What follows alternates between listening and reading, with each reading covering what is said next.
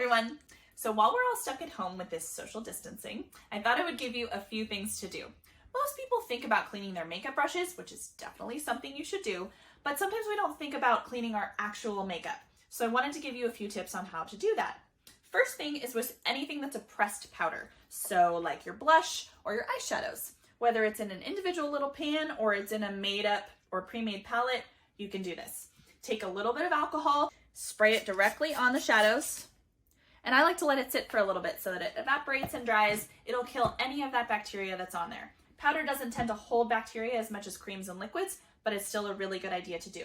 The other thing you can do is take any of your makeup products that you hold on to. So powders, mascaras, anything like that you're gonna touch. Just take a baby wipe and a little bit of alcohol, spray it right on there, and give it a nice little wipe down. It's just a really good thing to do in general. We don't think about it, but in light of recent events, you can't go wrong.